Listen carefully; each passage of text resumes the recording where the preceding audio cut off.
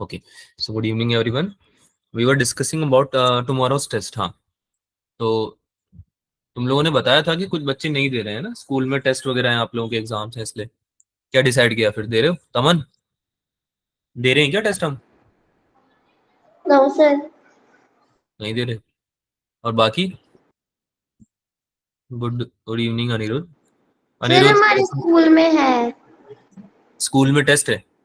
पंती का 10 अक्टूबर को, तो सेम ही आएगा उसमें भी सारा, तो उसमें मैं दूंगी ना टेस्ट। नहीं, सेम तो नहीं आएगा बच्चा, पर हाँ, आप लोगों के लिए टेस्ट रखवाया है ताकि आप ऑफलाइन भी टेस्ट दे लो ना। ऑफलाइन टेस्ट कम होते हैं ना आप लोगों के। Yes sir. अच्छा, कोई बात नहीं बच्चा।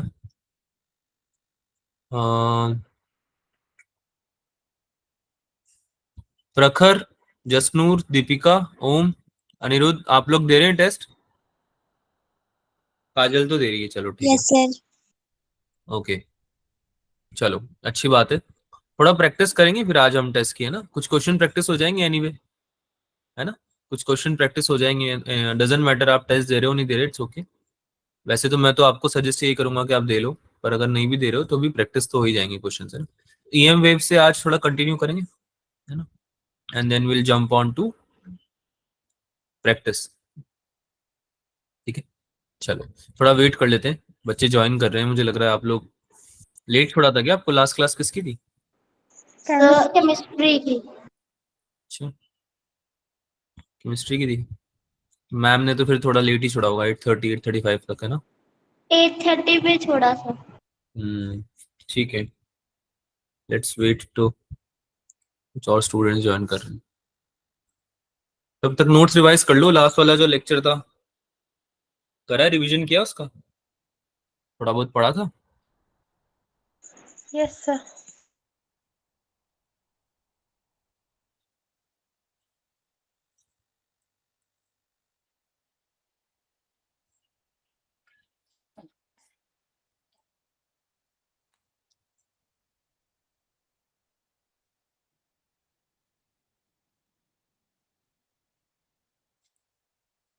स्टार्ट करते हैं क्लास को 1-2 मिनट में, है ना? एक बार सब ज्वाइन कर लें बच्चों। गुड इवनिंग महेश, नोटबुक वगैरह आप निकाल लीजिए तब तक, है ना?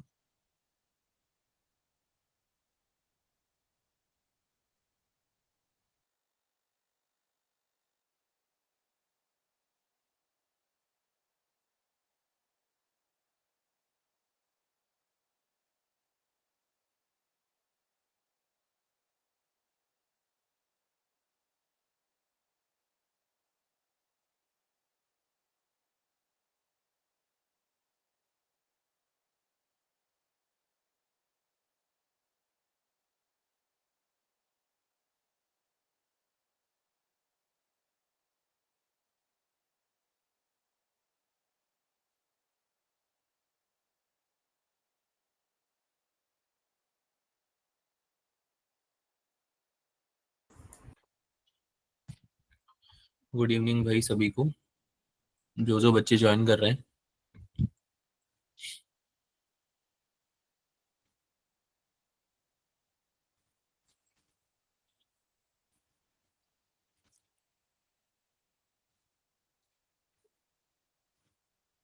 स्टार्ट करें फिर क्लास को, क्या बोलते हो?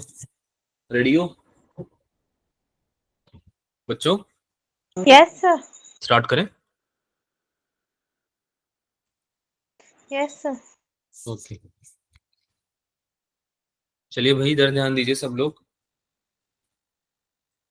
I am sharing my screen, मुझे बताना आप लोगों को विजिबल है या नहीं है।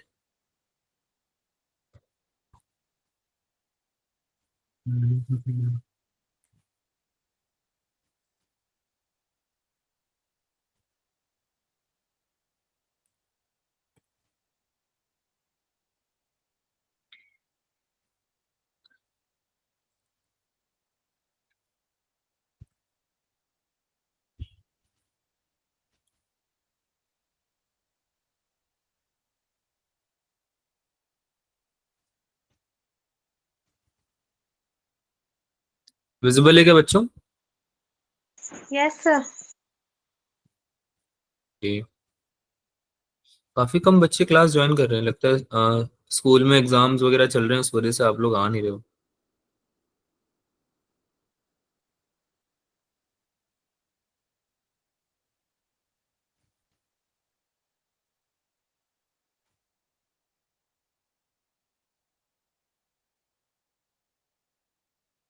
एक बार बच्चों को मैसेज कर देते हैं, अगर ज्वाइन करते हैं तो ठीक है, नहीं तो हम स्टार्ट करते हैं क्लास।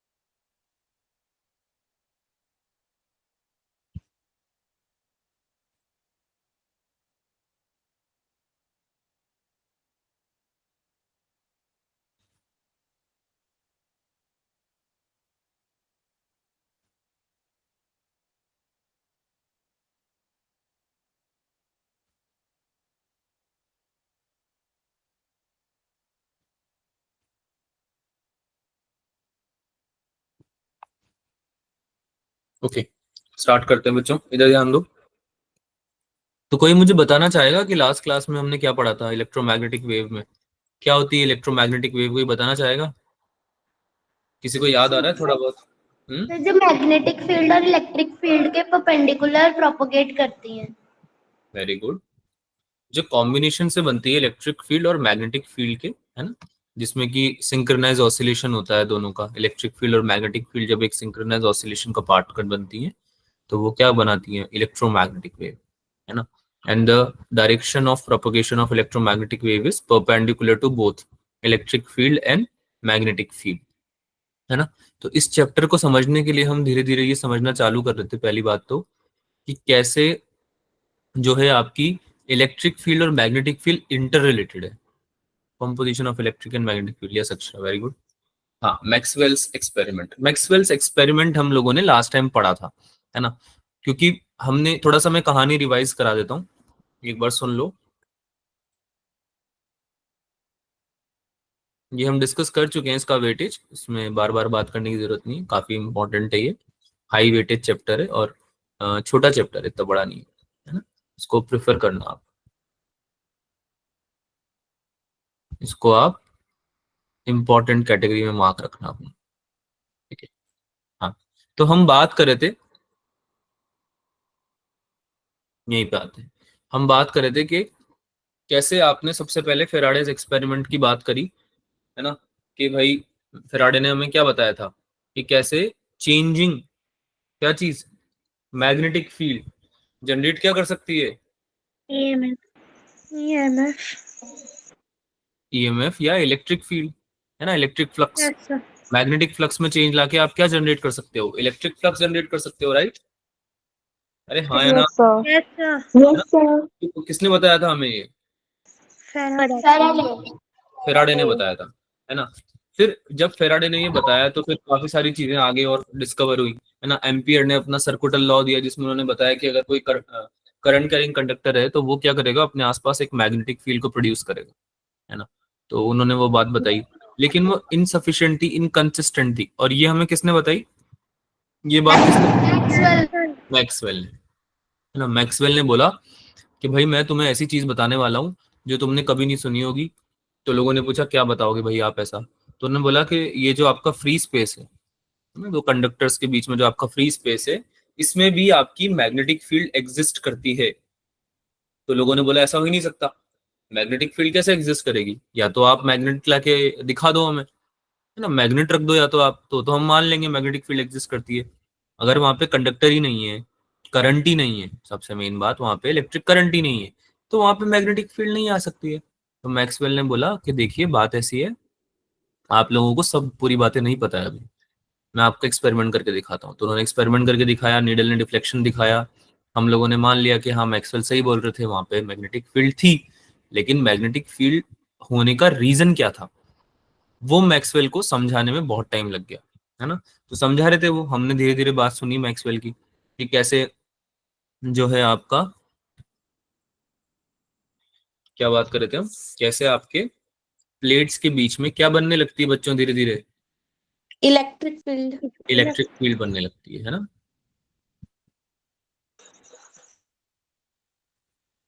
ठीक है, जो चार्ज है वो धीरे धीरे डिपॉजिट होने लगता है ना, एक प्लेट से दूसरी प्लेट पे जैसे ही हम कनेक्ट कर देते हैं बैटरी से, है ना। और जो इलेक्ट्रॉन्स होते हैं वो मूव होने लगते हैं एक जगह से दूसरी जगह पे, है ना, under the influence of the electric potential. And धीरे धीरे यहाँ पे क्या होने लगेगा, पॉजिटिव चार्ज डिपॉजिट होने लगेगा, यहाँ पे नेगेटिव चार्ज आने लगेगा, और इसकी वजह से यहाँ पे क्या जनरेट होने लगेगी, इलेक्ट्रिक फील्ड।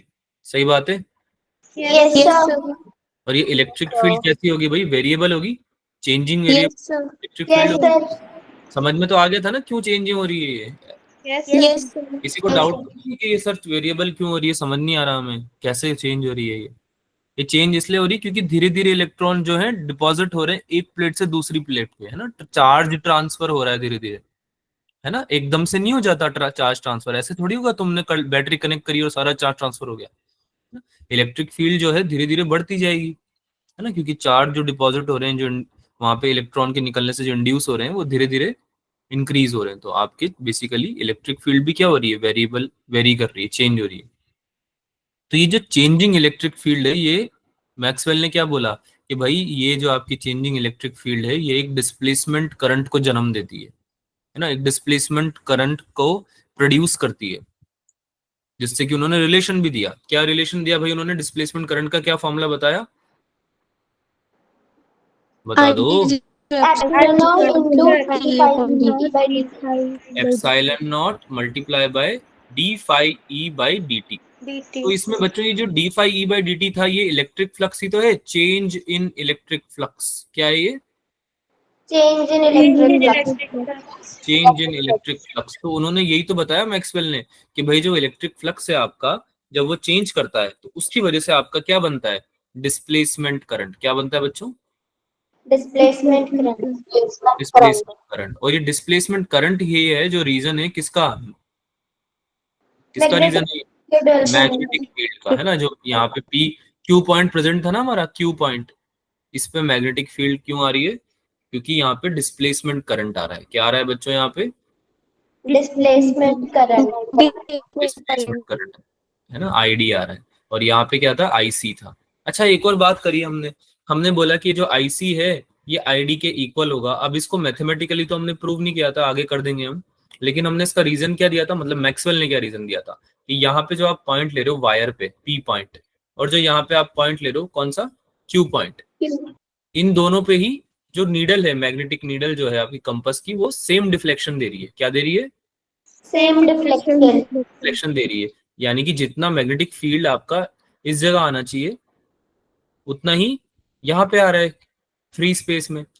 तो अगर सेम मैग्नेटिक फील्ड जनरेट हो रहा है तो डेफिनेटली जो करंट जिसकी वजह से यहाँ पे बन रहा है कौन सा है, वो वायर वाला, कंडक्शन करंट। कंडक्शन करंट, है ना। तो जो कंडक्शन करंट जो मैग्नेटिक फील्ड बना रहा है वो सेम करंट कौन बना रहा है आपका, सॉरी सेम मैग्नेटिक फील्ड कौन बना रही है आपका, डिस्प्लेस। Displacement current. दोनों बराबर ही होनी चाहिए ना भाई, जब दोनों सेम मैग्नेटिक फील्ड बना रहे हैं तो ऐसा उन्होंने लॉजिक दिया, है ना। मैथमेटिकली भी हम इसको प्रूव कर सकते हैं, वो करेंगे हम अभी, ठीक है। ये बात हमने लास्ट करी थी, यहाँ तक समझ में आया सबको, यस सर। Yes sir. ठीक है।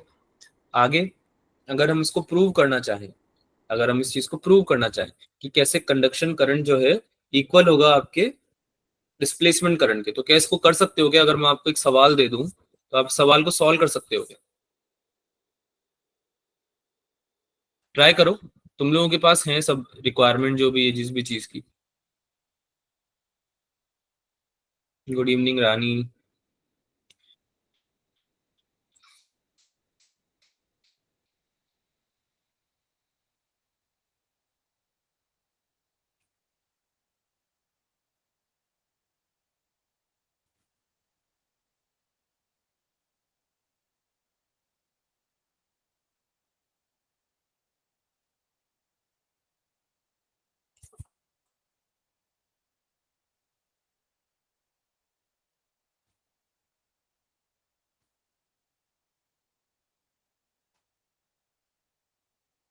बेटा हाँ ना तो बोलो, कर भी रहे हो नहीं कर रहे हो? कर रहे हैं। हाँ फिर ठीक है। ऐसे बता तो दिया करो यार, सर वेट करते हैं तुम लोगों का। थोड़ा ऐसे बता दिया करो, हाँ सर कर रहे हैं, रुको।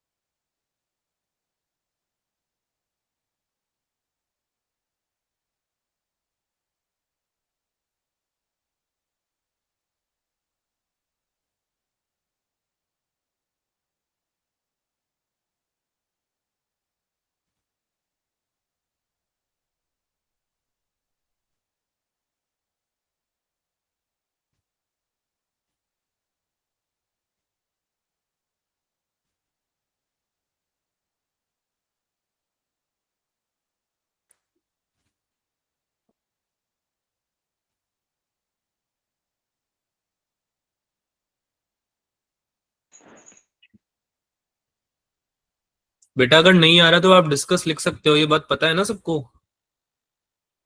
भूल तो नहीं गए हम लोग इस बात को? अगर नहीं आ रहा है तो डिस्कस लिख सकते हैं हम, है ना? ऐसे कोई आपको फोर्स नहीं कर रहा है कि आप करो ही सही। नहीं आ रहा तो कैसे करोगे, जबरदस्ती थोड़ी करोगे। अच्छा देखो, बहुत ही इजी है। इसमें बस एक चीज याद रखनी थी आपको, गॉस लॉ, है ना? सॉल्व करते हैं। तो भाई ये बोल रहा है हमें प्रूव करने के लिए आई सी इक्वल्स टू आई डी, कैसे करेंगे? वैल्यू लिख देते हैं। आईसी की वैल्यू क्या होती है बच्चों? D q by d t होती है क्या, जो कंडक्शन करंट होता है? Yes sir. Yes, sir. Yes, sir. तो आईडी की वैल्यू क्या होती है? Epsilon by naught b e by d phi E by d t. अभी अभी पढ़ा है, यही होती है Yes, sir. यस है सर। ना? अच्छा मुझे एक बात बताओ, जो फाई ई होता है फ्लक्स, इलेक्ट्रिक फ्लक्स, क्या वो Q inside upon epsilon not के बराबर नहीं होता क्या? yes, Yes, sir. sir. Yes sir. अरे गॉस भैया बता के गए थे ना ये बात। Yes, yes sir. सर। तो इसको रख दो यहाँ पे, पुट। क्या हो जाएगा ये? I d equals to epsilon naught multiply by differential of q dq in by epsilon naught. Epsilon naught into d t. अरे एप्सिलॉन नॉट तो बाहर आ जाएगा ना, कांस्टेंट क्वालिटी, कांस्टेंट क्वांटिटी है तो। Yes, sir. तो कांस्टेंट है ना, कांस्टेंट, है ना? तो ये एप्सिलॉन नॉट से एप्सिलॉन नॉट कैंसिल आउट हो जाएगा। क्या बच जाएगा? ये D q by d T. dq बराबर था ये आईसी के। x. हो गया? Yes, sir. Yes, sir. HP मतलब हेंस प्रूव्ड है, हिमाचल प्रदेश नहीं है, ठीक है? तो ये समझ में आया सबको? Yes sir. Yes, sir. कोई डाउट इसमें? No, sir. No, sir. देखो पता है ये क्यों नहीं आया तुम्हें? क्योंकि तुम्हें इलेक्ट्रोस्टैटिक्स के बेसिक कॉन्सेप्ट्स याद नहीं है। मैं ये नहीं बोल रहा आते नहीं है, there is a difference between नहीं आना और देयर इज अ डिफरेंस, मतलब डिफरेंस बिटवीन याद नहीं होना। सही बोल रहा हूँ ना? याद नहीं है ना सारे कॉन्सेप्ट्स इलेक्ट्रोस्टैटिक्स के? सर याद तो है बट ये नहीं पता था कि कौन ये यहाँ पे लगेगा। बेटा अगर याद होता है ना अच्छे से तो दिमाग में हाथों हाथ आता है। देखो समझो, ट्रिग्नोमेट्री करते थे तुम सॉल्व 10th क्लास में। Yes sir. मैं हर बार एग्जांपल उसका इसलिए देता हूँ क्योंकि है ना, ट्रिग्नोमेट्री में ऐसी चीजें बहुत यूज होती थी कि आपको बस है ना पता होना चाहिए कि साइन थीटा की जगह टेन थीटा कब रिप्लेस करना है, मतलब टेन थीटा को साइन थीटा में कब कन्वर्ट करना है, और कब कॉट थीटा में आपको सेक थीटा डालना है। ये सब आपको अगर आपको याद होता था तो आप ये जल्दी जल्दी ट्राई करते थे कि अच्छा चलो यहाँ पे ये डाल के देख लेता हूँ, यहाँ पे ये डाल के देख लेता हूँ। यही तरीका होता है। आपको क्या लगता है जिनको भी ये सब आता है वो कैसे करते हैं?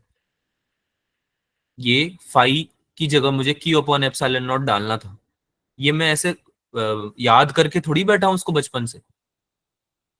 दो तीन चीजें मुझे याद है, उनको मैंने ट्राई किया और मेरे को लगा कि हाँ यहाँ पे और कुछ वर्क नहीं कर रहा है। या तो मैं आईसी को आईडी के इक्वल कर दूं या मैं आईडी को आईसी के इक्वल कर दूं, और कोई तीसरा तरीका हो तो तुम बताओ। दो ही तरीके हैं ना? यस दो सर। तरीके हैं ना बच्चों, Yes, sir. है ना? तो मैं चार्ज की जगह कुछ और रखूं या फिर मैं इलेक्ट्रिक फ्लक्स की जगह कुछ और रखूं, यही तरीका है। तो इलेक्ट्रिक फ्लक्स मुझे याद है कि चार्ज से रिलेटेड है ना? तो मैंने ऑब्वियसली फिर वो पुट कर दिया। देखो मैं तुमको मतलब ज्यादा इलेबोरेट नहीं कर रहा हूँ, ये ऐसा नहीं मैं स्ट्रेच कर रहा हूँ इस क्वेश्चन को। मैं तुम्हें ये समझाने की कोशिश कर रहा हूँ कि क्वेश्चन को अप्रोच कैसे कर सकते हो आप, क्योंकि यही सबसे बड़ी प्रॉब्लम आती है फिजिक्स में। जब बच्चा अप्रोच करना सीख जाता है ना, स्टूडेंट अप्रोच करना सीख जाते हैं, तो वो मार्क्स भी लाना शुरू कर देते हैं। ठीक है, तो अप्रोच करने के यही तरीके होते हैं कि अगर देखो सबसे पहले तो अगर प्रूव करना है कोई चीज, तो फिर आपको एक से दूसरे को रिलेट करना पड़ेगा, है ना? और अगर कुछ फाइंड करना है तो ये देखो कि फाइंड करना क्या है, और जो चीज फाइंड करनी है वो चीज उससे कैसे रिलेट की जा सकती है जो चीज गिवन है ना? जो भी चीजें हैं, जो भी फॉर्मूला है, जो भी तरीके हैं, उनको साइड में लिखते जाओ। कोई ना कोई चीज तुम्हें ऐसे एकदम से चमक जाएगी कि अच्छा ये वाला फॉर्मूला यहाँ पे अप्लाई किया जा सकता है। ये प्रैक्टिस से आएगा। ठीक है, तो यही तरीका है फिजिक्स को क्रैक करने का। आगे चले? Yes, sir. चलो। अच्छा, एम्पियर जो थे, अब तुमने क्या करा कि मैक्सवेल की बातों को इतना सुन लिया कि एम्पियर की बातों को बिल्कुल ही तुमने बोल दिया कि नहीं एम्पियर तो बिल्कुल ही गलत थे, है ना? एम्पियर तो बिल्कुल अब बात करने लायक ही नहीं है ना, गलत थ्योरी देते हैं तो इनकंसिस्टेंट है।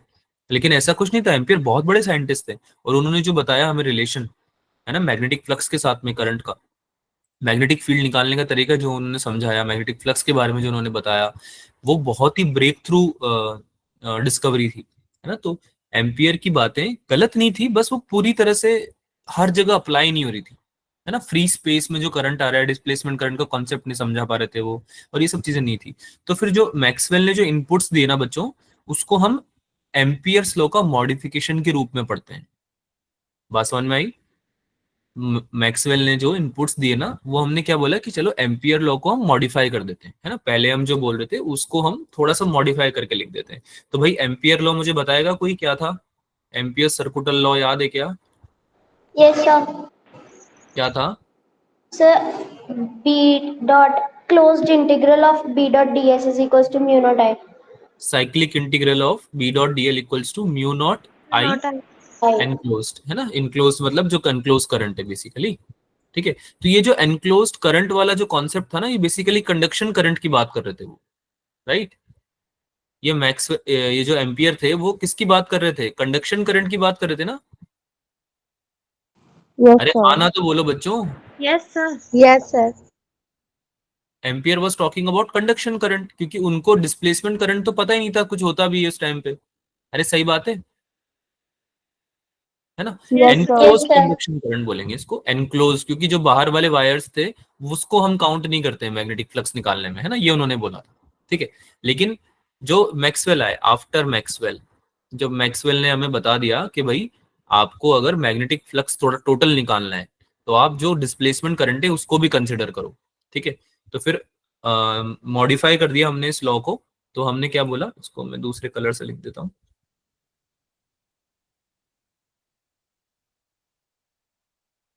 Cyclic integration of B dot d l equals to, अब म्यू नॉट के साथ क्या आ जाएगा भाई? I c plus I. ID. id इसको हम एक्सपैंड करके लिख देते हैं, d q by d t plus epsilon naught d phi e by dt. D phi by d t. ठीक है, तो ये आपका हो जाएगा, क्या हो जाएगा? Modified Ampere's law. ठीक है, मॉडिफाइड एम्पियर्स लॉ हो जाएगा ये। समझ में आई सबको बात? Yes, sir. Yes, sir. Yes, sir. तो समझने वाला ऐसा कुछ है नहीं वैसे एक्सक्लूसिवली, बट हाँ ये है कि आपको जो एम्पियर्स लॉ आप पढ़ते हुए आ रहे हो उसमें आपको एक मॉडिफिकेशन मिल गया क्योंकि आपने अब क्या है, एक कंसिडर करना चालू कर दिया कि भाई हाँ ठीक है, आप सही बोल रहे थे। एम्पियर को उनको बोला मैक्सवेल को कि आप सही बोल रहे थे, आपको डिस्प्लेसमेंट करंट भी कंसिडर करना पड़ेगा। ठीक है, सबको समझ में आई बात? अच्छा, ये जो कंटिन्यूटी दिखाता है, ये आईसी और आईडी जो इक्वल है ना बच्चों, ये जो यस आईसी और सर। आईडी इक्वल है ना, ये चीज क्या दिखाती है? कंटिन्यूटी दिखाता है ये, कि भाई करंट की कंटिन्यूटी है, इसको डिस्प्लेस करके आगे आप आईडी करंट बना रहे हो आईसी को, है ना? अरे बात समझ में आई? कंटिन्यूटी कैसे दिखा रहा है, ये देखो यस ना, सर। एक प्लेट से दूसरी प्लेट पे जा रहा है। अभी तक हम क्या मान के चल रहे थे कि सर्किट ब्रेक हो जाता है, यही मान के चल रहे थे कि बीच में सर्किट ब्रेक हो रहा है इस जगह पे। अरे हाँ ना बोलो भाई, मान के चल रहे थे ना यहाँ पे सर्किट ब्रेक हो रहा है, यस सर। Yes, जबकि sir. सर्किट ब्रेक हो रहा है क्या एक्चुअल में? नहीं, नो सर। आईसी यहाँ पे चल रहा है और आईडी यहाँ पे इसको मिल जा रहा है ना? तो ये पूरा करंट एक क्या बना रहा है, एक तरह से पूरा सर्किट बना रहा है क्लोज। सही बात है, कंटिन्यूटी आ रही है यहाँ पे पूरी, क्या आ रही है? कंटिन्यूटी। कंटिन्यूटी। ठीक है, समझ में आती है ये वाली बात सबको? Yes sir. Yes, sir. ठीक है, आगे चलते हैं। तो भाई मॉडिफिकेशन ऑफ एम्पियर्स लॉ सबने पढ़ लिया। ठीक है, उसके बाद क्या करें, क्वेश्चन करें इस पे थोड़े, क्वेश्चन प्रैक्टिस कर सकते हैं। ठीक है, कुछ मैं नोट लिखाना चाह रहा था तुम लोगों को, इम्पोर्टेंट सा। पहले एक एक छोटा सा टॉपिक पढ़ लेते हैं, direction of EM wave propagation. इस पे क्या है कि थ्योरेटिकल क्वेश्चंस बहुत आते हैं, थ्योरेटिकल क्वेश्चंस आते हैं इस पे। ठीक है, तो ये पढ़ लेते हैं, ये काम आएगा काफी। वैसे तो इसमें कुछ है नहीं बच्चों एज सच, लेकिन फिर भी मैं आपको एक बार बता देता हूँ कि जो direction of EM wave propagation होती है, अब वो तुम भी बता सकते हो अब तो, किधर की तरफ होती है, कैसे निकालते हैं, कैसे निकालते हैं? Perpendicular to Perpendicular to magnetic and electric field. Electric field, perpendicular to magnetic field, या फिर E cross B. E cross B की डायरेक्शन आपको ये दे देगी बेसिकली, है ना? Yes sir. है ना, ई क्रॉस बी की आपको दे देगी, क्या दे देगा? डायरेक्शन ऑफ, बताओ। Propagation of EM wave. हाँ, direction of propagation of EM waves. ठीक है, ये आपको दे देगा बेसिकली। तो अब देखो, कभी कभी तुमसे कुछ पूछ लेना ऐसे कोई क्वेश्चन कि भाई ये तुम्हें दे दिया है चीजें, अब तुम हमें ये बता दो कि कैसे निकालेंगे हम direction of propagation of EM wave, कैसे निकालेंगे। तो कंफ्यूज मत होना, अब तुमको पता चल गया है कि कैसे निकालना है, कि तुमको बस क्या करना है। अच्छा, इसको निकालने का एक तरीका राइट हैंड थंब रूल भी, राइट हैंड रूल भी हो सकता है, राइट हैंड फ्लेमिंग्स रूल।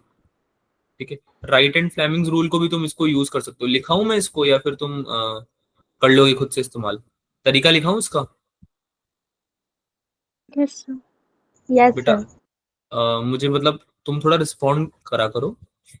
ठीक है, आप लोग ना Yes, sir. रिस्पॉन्ड नहीं करते ना, तो मैं कुछ चीजें फिर क्या उसको स्किप हो जाती है मुझसे। ठीक है, आप रिस्पॉन्ड करोगे तो मैं उस चीजों को बताते हुए आगे चलूंगा। ठीक है, तो भाई एक काम करो, चलो मैं लिख ही देता हूँ यहाँ पे, ताकि तुम लोगों को फिर दिक्कत नहीं आएगी।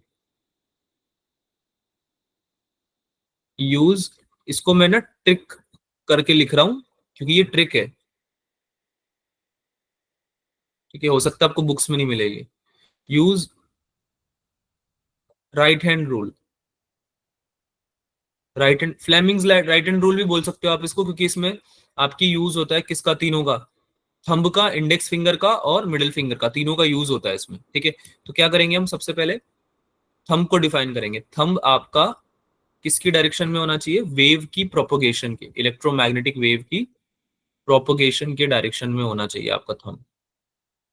ठीक है, और इसके बाद हम बात कर लेते हैं, इंडेक्स फिंगर की बात कर लेते हैं। इंडेक्स फिंगर समझ में आती है सबको? Yes sir. Yes, sir. Yes, sir. पक्का? ये वाली फिंगर जो ऐसे उठा दो तुम एक उंगली, वन दिखाने के लिए कि हाँ Yes, वन, या आउट, Yes. आउट क्रिकेट में बोलते हैं आउट हो गया ऐसे, तो ऐसे उसको बोलते हैं इंडेक्स फिंगर। तो इसमें हम बोलेंगे कि ये आपको इलेक्ट्रिक फील्ड की डायरेक्शन में पॉइंट करना है। और तो आपकी मिडिल फिंगर क्या दे देगी बच्चों? Magnetic. Magnetic field. Magnetic field दे देगी। ठीक है, ये क्लियर हुआ? Yes sir. कि वैसे तो इसकी जरूरत पड़ेगी नहीं, क्योंकि ई क्रॉस बी का डायरेक्शन आपको निकालना है, वो आप समझते हो कि क्रॉस प्रोडक्ट अपने आप यूज ही राइट हैंड थंब रूल के बिना होता नहीं है। है ना। क्रॉस प्रोडक्ट कैसे निकालते हो, ऐसे तो निकालते हो, ए यस सर। क्रॉस बी, ए क्रॉस बी। अगर ए इधर है और बी सामने है तो कैसे करोगे, ए क्रॉस बी, और ये थंब किधर दे देगा, ए क्रॉस बी की डायरेक्शन। समझ में आती है सबको बात, यस सर। है ना। अगर एक चीज ऐसे है सामने और एक चीज है जैसे लेफ्ट में, तो उसका क्रॉस प्रोडक्ट किधर आना चाहिए बताओ। सर दोबारा बताना। एक चीज तुम्हारे सामने है, तुम ऐसे बैठे हो सामने, यस सर। ऐसे तुम्हारे एकदम फ्रंट में है एक चीज, फ्रंट में जैसे स्क्रीन है ना तुम्हारी, जो भी अभी फोन की या मोबाइल टैबलेट लैपटॉप कंप्यूटर जो भी तुम जिस पे भी पढ़ाई कर रहे हो अभी, है ना, तो तुम्हारे सामने जो भी स्क्रीन है वो एक तरफ, तो वो डायरेक्शन हो गई, ठीक है। और मतलब एक वेक्टर हो गया उस डायरेक्शन में, एक वेक्टर हो गया तुम्हारे लेफ्ट में, लेफ्ट हैंड साइड में इधर की तरफ। तो दोनों का अगर तुम क्रॉस लोगे, क्रॉस प्रोडक्ट, वो किस डायरेक्शन में आएगा ये बताओ।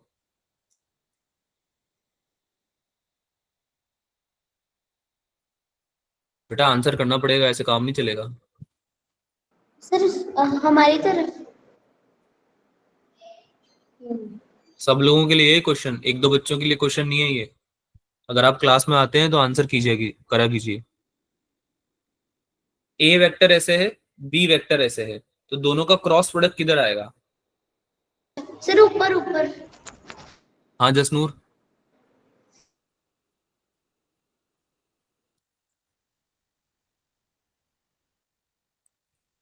अरे तमन के लिए अलग से क्लास लगा देता हूँ, फिर मैं पर्सनली पढ़ा दिया करूंगा तमन को, आप लोगों को अगर आंसर नहीं करना है तो।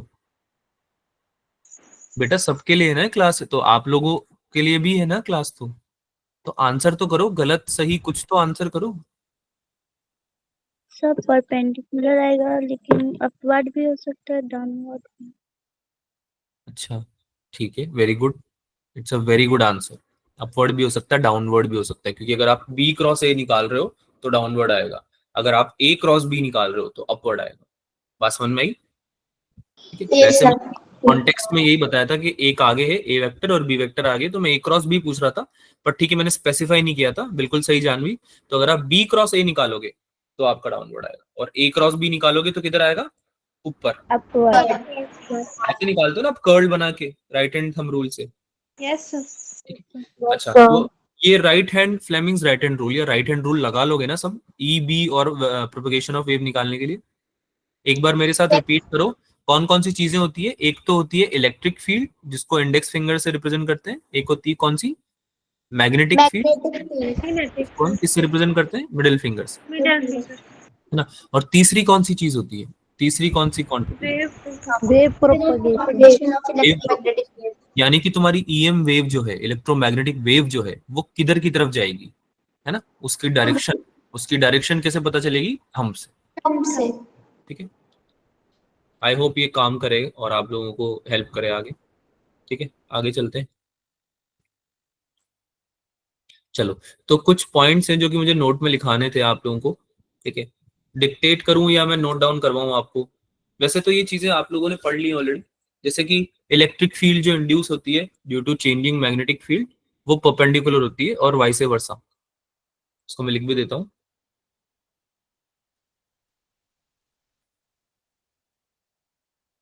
Electric field induced due to changing magnetic field is perpendicular to it, ठीक है, परपेंडिकुलर होती है उसके।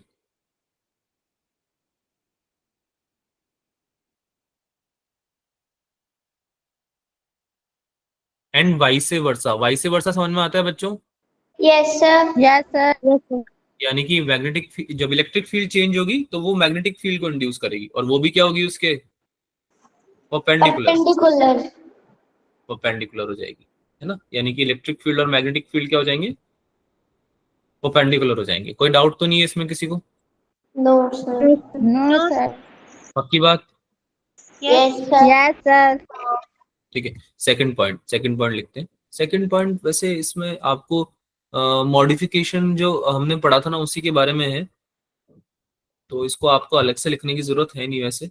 अच्छा, गॉस लॉ ऑफ मैग्नेटिज्म और गॉस लॉ ऑफ इलेक्ट्रोस्टैटिक्स, ये दोनों याद है सबको।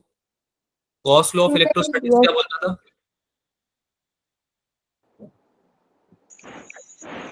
Electric flux linked to a hypothetical closed surface is equals to 1 by epsilon naught times the total charge enclosed by the surface. हाँ, वेरी गुड।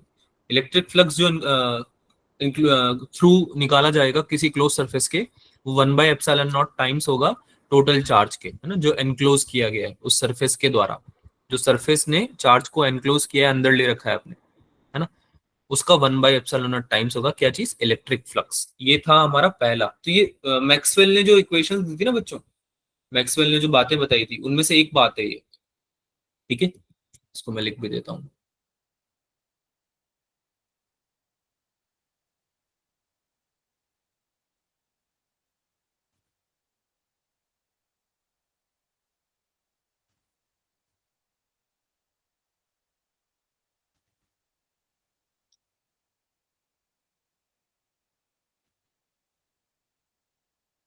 ठीक है,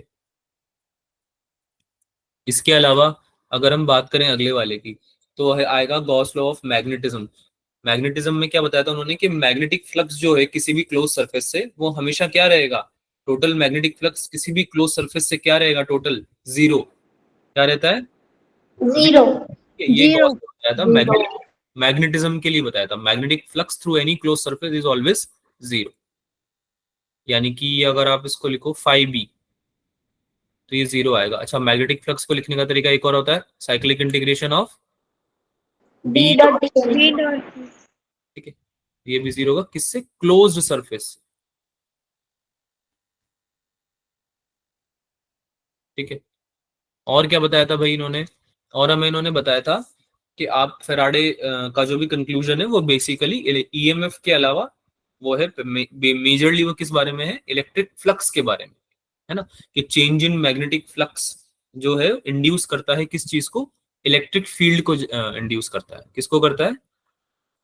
Electric field को. हाँ, चेंज इन मैग्नेटिक क्या चीज? फ्लक्स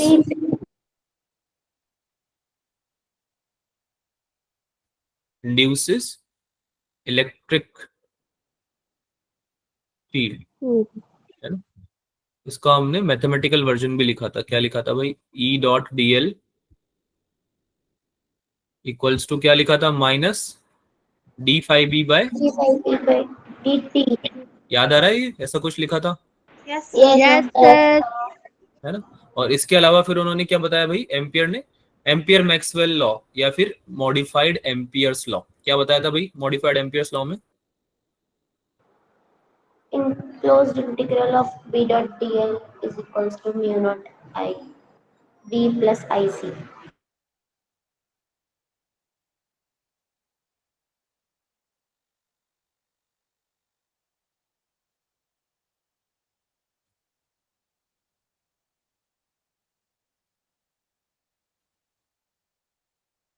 ठीक है,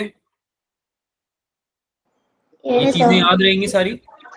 Yes, sir. Yes, sir. ये चीजें याद रहेंगी सारी? कोई दिक्कत तो नहीं, कोई डाउट तो नहीं है इसमें? Yes, sir. ठीक है, तो अब इसके बाद हमें ना बेसिक चीजें देखो पढ़ चुके हैं सारी। तुमको जो भी, अच्छा, टोटल एनर्जी जो होती है वो शेयर की जाती है इक्वली। इसको भी लिख लो यहाँ पे, तो मैं पॉइंट बनाता हूँ। ये वैसे तो अंडरस्टूड है बट इसको लिखना जरूरी है, क्योंकि कोई भी चीज अंडरस्टूड नहीं होती है, अदरवाइज तुम भूल भुला जाओगे बाद में, और फिर मेरे को फिर से याद दिलाना पड़ेगा। तो मैं यहाँ पे इसको लिख ही देता हूँ। ई पॉइंट, टोटल एनर्जी जो ईएम वेव की है is equally shared between what? किनके बीच में? Electrical and magnetic field. हाँ, electric field and magnetic. Magnetic. Magnetic field. Sync में चलते ना बच्चों, दोनों सिंक में करते ना मोशन, दोनों। बात करी थी हमने इस बारे में, याद है? ऐसे Yes, ऐसे sir. सिंक में, है ना। Yes, sir. ये टोटल एनर्जी वो इक्वली शेयर करते हैं। ठीक है, बात समझ में आई? अब ये एक क्वेश्चन, क्या बोल रहे हो बच्चा? सर, ये किसने बताया था कि इलेक्ट्रोमैग्नेटिक वेव को कोई मटेरियल मीडियम नहीं चाहिए होता प्रोपेगेट करने के लिए? ये किसने बताया था कि क्या? कि जो इलेक्ट्रोमैग्नेटिक वेव्स होती हैं उनको कोई मटेरियल मीडियम नहीं चाहिए प्रोपेगेट करने के लिए। इलेक्ट्रोमैग्नेटिक रेडिएशंस को बेसिकली आप जो बात कर रहे हैं।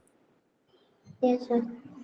हाँ, इलेक्ट्रोमैग्नेटिक वेव्स जो होती हैं वो कॉम्बिनेशन होती है इलेक्ट्रिक फील्ड और मैग्नेटिक फील्ड का, और उनको कोई भी बेसिकली क्या नहीं चाहिए होता, मीडियम नहीं चाहिए होता ट्रैवल करने के लिए। तो एक तुम बताओ मुझे, सबसे पहले आंसर करो कि किसने हमें ईएम वेव्स के बारे में बताया। मैक्सवेल।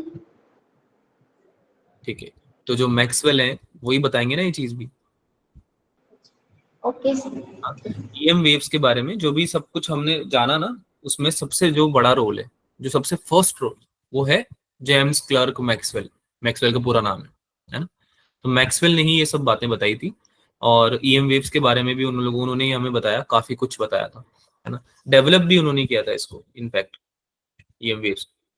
ठीक है, तो उन्होंने डिराइव किया था बकायदा, उन्होंने इक्वेशंस दी थी जो काफी कॉम्प्लिकेटेड भी हैं, अभी हमने पढ़ी नहीं है वो सब चीजें, क्योंकि उनमें से काफी चीजें तो हमारे सिलेबस का पार्ट भी नहीं है, बट वो काफी कॉम्प्लिकेटेड डिफिकल्ट इक्वेशंस हैं जो उन्होंने सॉल्व करके दी थी हमें। याद करो, मैंने तुम्हें स्टार्टिंग में बताया था कि जो मैक्सवेल की इक्वेशंस थी उसका जो सॉल्यूशंस थे, उससे हमें इलेक्ट्रोमैग्नेटिक वेव मिलती है। याद आ रहा है? Yes sir. Yes, sir. First lecture में बताया था तुम्हें, यस सर। Yes. भूल गए? No sir. No, sir. याद है ना? Yes sir. Yes, Yes, sir. sir. हाँ, तो ऑब्वियस सी बात है कि भाई ये सब बातें भी कौन ही बताएंगे हमें, मैक्सवेल ही बताएंगे, ईएम वेव से रिलेटेड जो भी बातें हैं, है ना। चलो आगे चले। Yes, sir. Yes, sir. Okay, ये एक प्रोपोगेशन पे क्वेश्चन है, इसको पूरा सॉल्व तो नहीं करेंगे क्योंकि हम लोग आज काफी क्वेश्चन सॉल्व करने हैं और टाइम ज्यादा बचा नहीं है हमारे पास, लेकिन आप इसको थोड़ा बेसिकली मतलब आप थोड़ा सा इसको ट्राई करो सॉल्व करने का। आइडिया अगर आप बता देते हो मुझे कैसे करेंगे तो मैं इसको डन करूंगा, अगर आप आइडिया भी नहीं बता पाते हो फिर हमको इस पे बात करनी पड़ेगी, तो आपको मैं इसके लिए 2 मिनट्स दे रहा हूँ। क्वेश्चन समझो और मुझे बताओ कि कैसे सॉल्व होगा ये।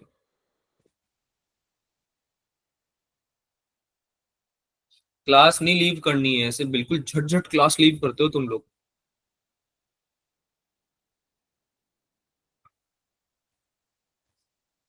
हम्म, तुमको ऐसा लग रहा है कि ईएम वेव्स हो गई है, अब चलते हैं, बस हो गया, यहाँ से ईएम वेव का ही क्वेश्चन है ये, जो बच्चे क्लास लीव कर रहे हैं।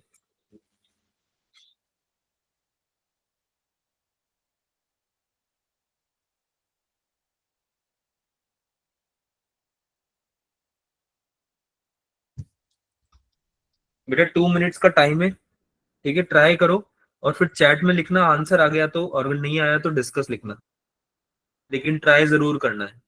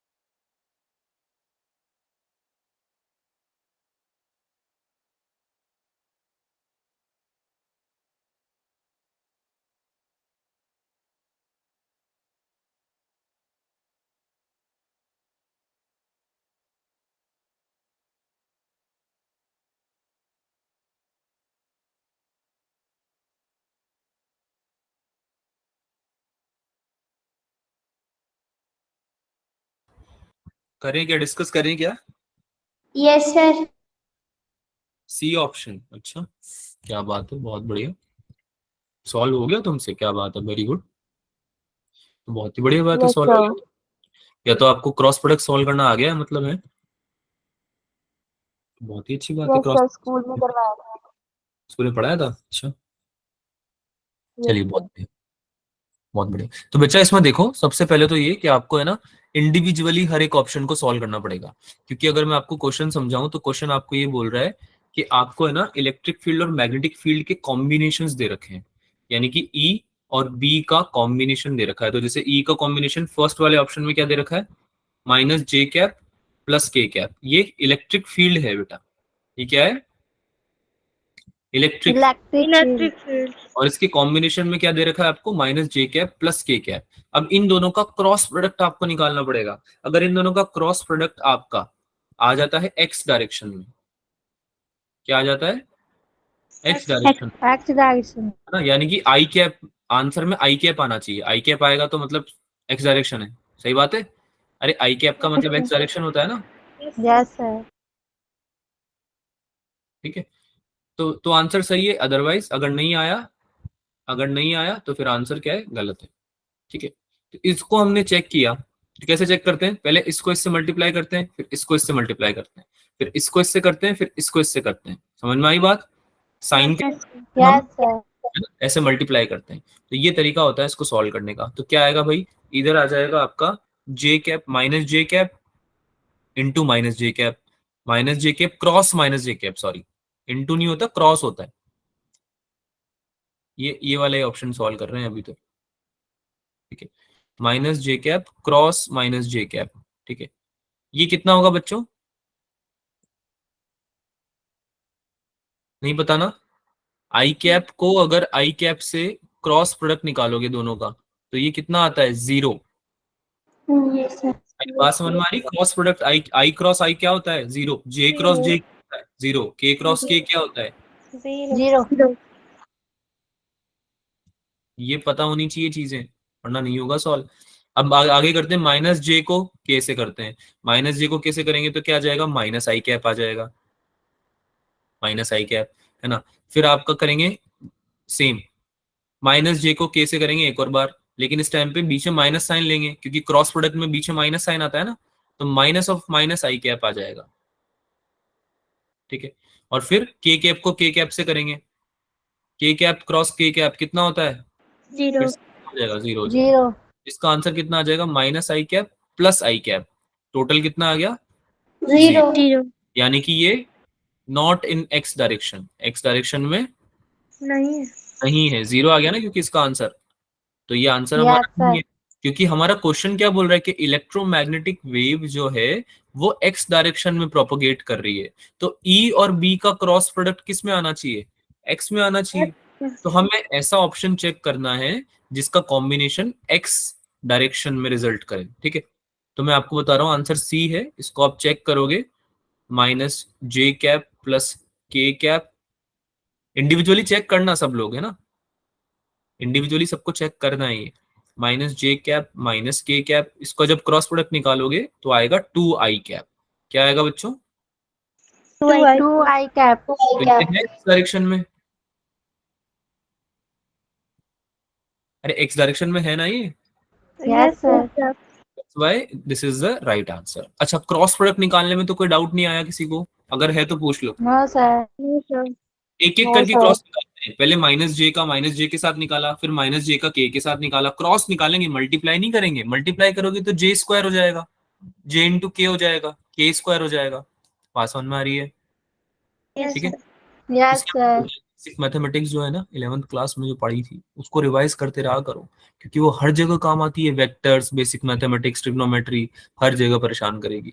थोड़ा सा पढ़ लो जब भी टाइम मिले, अभी तो एग्जाम चल रहे हैं, चलो ठीक है, पर जब भी टाइम मिलेगा दोबारा पढ़ लेना अच्छे से, ठीक है। आगे चले, Yes, sir. One more question on electromagnetic wave, इसको सॉल्व करो। Voltage between the plates of a parallel plate capacitor of capacitance 1 microfarad, capacitance दिया हुआ है। अभी जो मैक्सवेल ने एक्सपेरिमेंट आपको दिखाया था वो कैपेसिटर पे तो दिखाया था ना, पैरेलल प्लेट कैपेसिटर पे, याद आ रहा है, Yes, sir. Yes, sir. उसी एक्सपेरिमेंट पे क्वेश्चन है एक। क्वेश्चन में आपको बता रखा है कि भाई चेंज इन क्या दे रखा है, changing in rate of voltage. Voltage कैसे चेंज हो रहा है वो दे रखा है, डीवी बाई डी टी। तो आपको क्या निकालना है भाई, डिस्प्लेसमेंट करंट। करो, सॉल्व करो। कैपेसिटर अगर थोड़ा सा भी याद है तो हो जाएगा सॉल्व।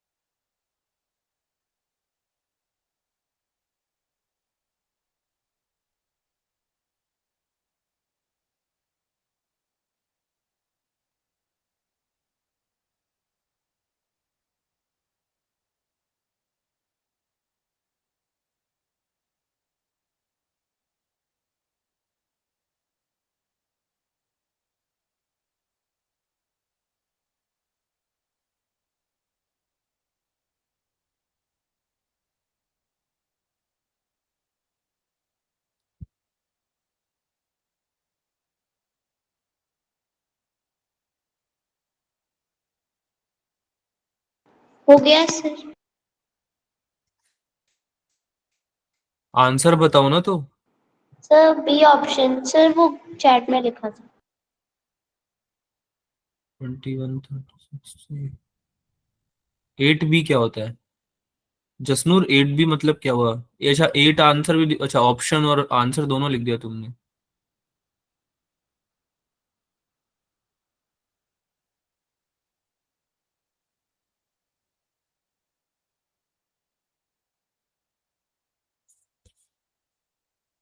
करें, डिस्कस करें बच्चों? Yes sir. Yes, sir.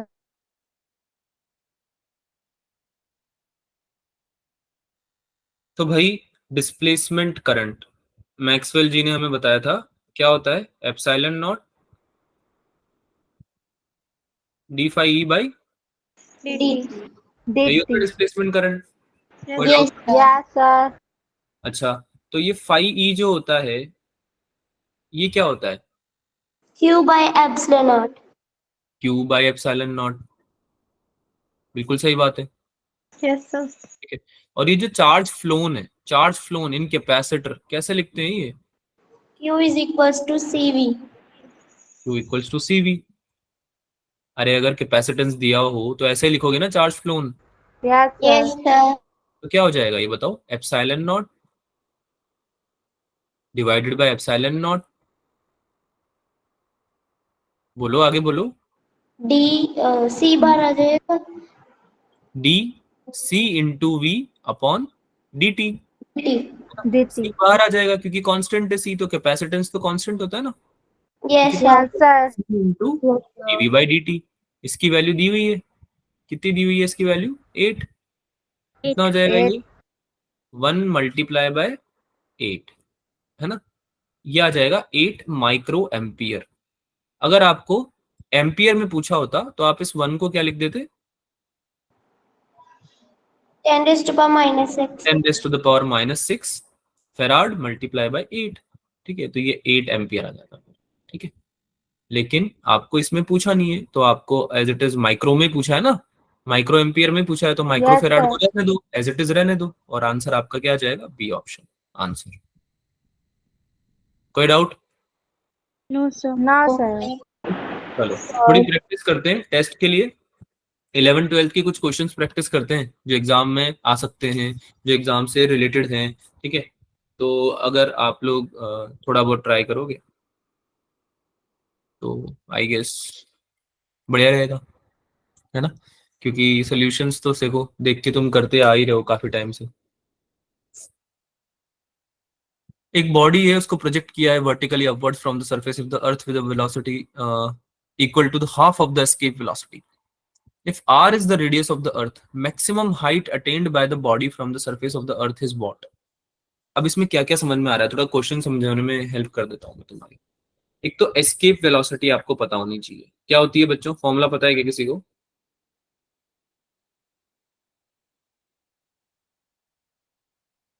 Escape velocity का फॉर्मूला पता है क्या किसी को? अच्छा, नाम पहली बार तो सुना है नहीं है, ऐसा तो नहीं है कहीं नाम पहली बार सुना है एस्केप वेलोसिटी का? No, sir. नाम No, सुना sir. हुआ है. तो सुना होगा ना। Yes, sir. वो Yes, sir. ग्रेविटेशनल फोर्स को एक्सीड कर जाते हो, है ना, ग्रेविटेशनल जो भी फोर्स है उसके रेंज में आप उसको रेंज को एक्सीड कर जाओ, उस वेलोसिटी से आप किसी चीज को अगर फेंक रहे हो जो कि आपकी बाउंड्स को क्रॉस कर जा रही है ना, तो वो कौन सी वेलोसिटी होती है? Escape velocity. तो अगर आप अर्थ की बात करो तो हम आपको ये शायद याद भी करवाया गया होगा, ये कितनी होती है एस्केप वेलोसिटी? अर्थ की यस, 11.2 किलोमीटर पर सेकेंड. हाँ 11.2 किलोमीटर पर सेकेंड। ठीक है, इस स्पीड से अगर आप फेंकोगे, इनिशियल वेलोसिटी अगर आपकी ये होगी, तो अर्थ से एस्केप कर जाएगा आपका ऑब्जेक्ट, है ना, स्पेस में चला जाएगा। ये बात समझ में आती है सबको? Yes, sir. ठीक है, स्पेस में चला जाएगा, अर्थ से एस्केप कर जाएगा अगर 11.2 से आप फेंकोगे तो किसी। ठीक है, so the minimum velocity needed by anything और any object so that it can be projected to overcome the gravitational pull, किसी भी प्लैनेट का ग्रेविटेशनल फोर्स या ग्रेविटेशनल पुल जो है उसको ओवरकम कर जाए, उससे बाहर निकल जाए। ठीक है, तो उस वेलोसिटी को आप क्या बोलोगे? एस्केप वेलोसिटी बोलोगे। बात समझ में आती है? Yes, sir. Yes, Yes, sir. sir. इसका फॉर्मूला क्या होता है बच्चों? इसका फॉर्मूला होता है 2gm/r। क्या फॉर्मूला होता है? 2gm/r। R. m mass of the planet, है ना, मास ऑफ द बॉडी जिससे एस्केप किया जा रहा है, जो भी बॉडी से एस्केप कर रहे हो उसका मास।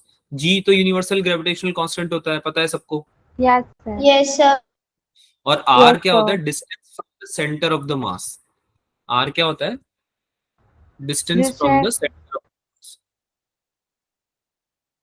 है ना, distance from the centre of the मास।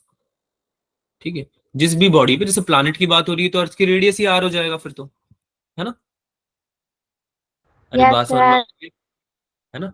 तो तुमको Yes, क्या बोल sir. रहे हैं कि भाई कोई बॉडी थी, तुम मान लो तुम्हारे हाथ में बॉल था, तमन है ना अपने घर पे खड़ी हुई है बॉल लेके, और उसने ऊपर बॉल फेंका, और उसने फेंका एस्केप वेलोसिटी के आधी स्पीड से। जिस स्पीड से उसने बॉल फेंका ना, उसकी स्पीड थी एस्केप वेलोसिटी की आधी स्पीड, ना, half of that, ve/2 basically. ठीक है, तो तुमसे क्या पूछा कि भाई ये जो बॉल फेंका है ना इसने, तमन ने, उसकी मैक्सिमम हाइट बता दो कि कितनी ऊपर तक जाएगी। अच्छा, एस्केप वेलोसिटी से अगर नहीं फेंका तो फिर अर्थ के बाहर तो निकलने से रही। बात समझ Yes, में आ रही है? sir. Yes, sir. तो जाएगी नहीं, है ना। अगर एस्केप वेलोसिटी से फेंका होता तो निकल जाती स्पेस में, पर तमन ठीक है स्ट्रांग है, लेकिन इतनी भी स्ट्रांग नहीं, सुपरमैन थोड़ी है कि बाहर ही फेंक देगी अर्थ से, है ना। तो फेंका उसने, काफी ऊंचा फेंका, लेकिन एक पॉइंट पे जाके मैक्सिमम हाइट अटेन करी बॉल ने और फिर नीचे आ गई। तो जो हाइट है, मैक्सिमम हाइट जो अटेन करी उस बॉल ने आधी स्पीड से फेंकने पे, एस्केप वेलोसिटी के आधी, वो हाइट कितनी है ये आपको बताना। कर पाओगे? देखो स्पीड इन्वॉल्व हो गई इसमें, तो सोचो क्या क्या लगा सकते हो, है ना। इसमें पोटेंशियल एनर्जी इन्वॉल्व हो गई, क्योंकि तुम अर्थ की बात कर रहे हो तो ग्रेविटेशनल पोटेंशियल एनर्जी तुम्हें कंसिडर करनी पड़ेगी। ठीक है, इसका भी तुम इस्तेमाल कर सकते हो। देखो करो ट्राई, 1-2 मिनट ट्राई करो, वरना फिर मैं बताऊंगा ऐसे ही। ठीक है, करो ट्राई करो।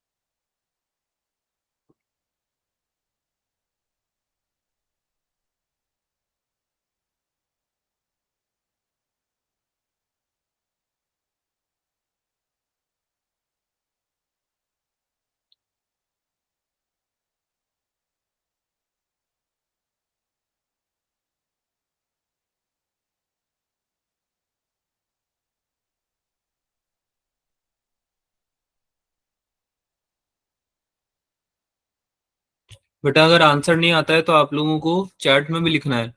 ऐसा नहीं कि हम टाइम बहुत ज्यादा इन्वेस्ट कर रहे हैं ना एक क्वेश्चन में।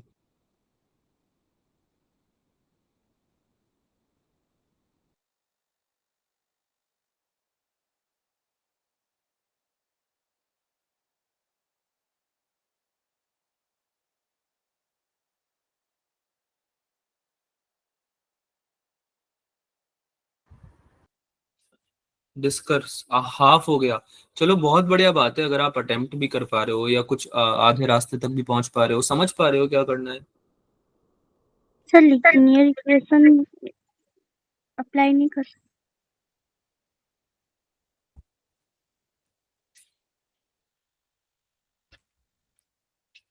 चलो डिस्कस करते हैं, कोई बात नहीं। आपने जो भी सोचा है, अप्लाई किया है, उसको एक बार क्रॉस चेक कर लेना कि भाई जो जो किया है क्या वो सही है ना। कहाँ पे कौन सी चीज गलत हो गई है, कहाँ पे कौन सी चीज और हो सकती थी, है ना, बेटर तरीके से, तो वो देख लेना। अच्छा मुझे एक बात बताओ, क्वेश्चन अप्रोच कैसे किया जा सकता है। सबसे पहले तो जो दिया हुआ है उसको लिख लो, है ना। अभी तुमको क्या बताया कि एस्केप वेलोसिटी होती है अंडर रूट 2 GMR। तो जो इनिशियल वेलोसिटी है जिससे तुमने बॉल को थ्रो किया होगा, है ना, बॉडी को प्रोजेक्ट किया होगा, वो तो तुम लिख ही सकते हो। Yes sir. कितनी हो जाएगी, एस्केप वेलोसिटी की आधी हो जाएगी। कैसे लिखेंगे भाई,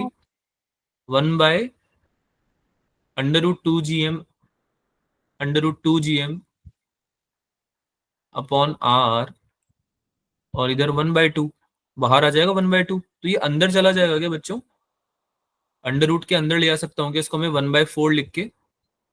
यस सर। बताओ क्या ये चीज सही लिखी है क्या मैंने, देख के बताओ। Yes, sir. पक्की बात। बेटा ये 4 का स्क्वायर रूट निकालूंगा तो बाहर 2 ही बचेगा ना, तो अगर 2 को अंदर लेके जाना है तो 4 बनाना पड़ेगा। सही बात है बेटा, बात समझ में आई। Yes, sir. ये कितना हो जाएगा, GM Yes, upon, sir. Sorry ऊपर आ जाएगा 2 2 GM, हाँ GM, सॉरी नीचे आ जाएगा 2R, है ना, नीचे आ जाएगा 2R, 2 से 4 कट जाएगा 2 टाइम्स, ठीक है। तो GM अपॉन 2R आपका क्या आया, इनिशियल वेलोसिटी जिससे आपने बॉल को क्या किया है, प्रोजेक्ट, throw. थ्रो किया है, ठीक है। अब मुझे एक बात बताओ, अगर तुम बॉल को ऊपर फेंक रहे हो तो एक पॉइंट आएगा क्या जहां पे वो मैक्सिमम हाइट अटेन कर लेगी। Yes, sir. यस अच्छा सर। मैक्सिमम हाइट जो अटेन होती है उस पॉइंट पे क्या तुम्हारी स्पीड जीरो हो जाती है, final velocity. Yes Yes, sir. sir. बताओ। तो Yes. इनिशियली तुमने किसी स्पीड से फेंका है इसको, तो उसकी स्पीड अगर कुछ है तो उसकी काइनेटिक एनर्जी भी होगी, हाँ या ना, यस Yes, सर। sir. है ना। इनिशियली काइनेटिक एनर्जी भी होगी ना उसकी, कितनी होगी kinetic energy, half Half m v, half and m है ना। और पोटेंशियल एनर्जी भी होगी, ग्रेविटेशनल पोटेंशियल एनर्जी तो होगी सही ना उसकी। कैसे निकालते हैं, G × M1 M2 capital M, और अगर बॉडी का ले लेते हैं स्मॉल m, है ना, इस बॉडी का ले लेते हैं स्मॉल m मास, है ना, और प्लानिट का क्या ले लेते हैं, अर्थ का क्या ले लेते हैं कैपिटल M। capital M. ये कितनी हो जाएगा, Gm1 M2 अपॉन R। अच्छा माइनस लगाते हैं ना हम जनरली, अर्थ की Yes, लिखते हैं, है ना, अर्थ के यस सर। रिस्पेक्ट में लिखते हैं सर, अर्थ की सरफेस पे, minus Gm1 M2 upon R। अब अगर मैक्सिमम हाइट पे बात करें, एट मैक्सिमम हाइट जो हमें निकालनी है, उस पे अगर हम बात करें तो आपका फाइनल वेलोसिटी ये तो जीरो हो जाएगा। बेटा एक बात बताओ, अगर फाइनल वेलोसिटी जीरो नहीं हुई तो क्या वो और ऊपर नहीं चला जाएगा, हाँ या ना। yes, yes sir. Yes, sir. yes, sir. अरे यार किसी भी चीज को तुमने फेंका और अगर तुमने उसकी स्पीड नोटिस करी, और अगर वो सबसे ऊपर गया और उस पॉइंट पे अगर उसकी स्पीड जीरो नहीं हुई तो वो और ऊपर जाना चाहिए नहीं जाना चाहिए, बिल्कुल नॉर्मल Yes, अगर सोचे, sir. लेमन लैंग्वेज में अगर बोले तो, है ना। तो अगर सबसे ऊपर वाले पॉइंट पे मैक्सिमम हाइट पे फाइनल वेलोसिटी जीरो हो गई तो काइनेटिक एनर्जी भी जीरो हो जाएगी इस पॉइंट पे। Yes, Yes, sir. sir. समझ में आ रहा है क्या बोल रहा हूँ। Yes, sir. Yes, sir. Yes, sir. Highest point पे काइनेटिक एनर्जी कितनी है, जीरो। Zero. Zero. जीरो, है ना। और ग्रेविटेशनल पोटेंशियल एनर्जी कितनी है इस पॉइंट पे, Maximum. ग्रेविटेशनल पोटेंशियल एनर्जी या फिर पोटेंशियल एनर्जी, मैक्सिमम नहीं बोलेंगे इसको, बोलेंगे -G × M अपॉन R+H। कितनी हो जाएगी ये, R plus H. R plus H।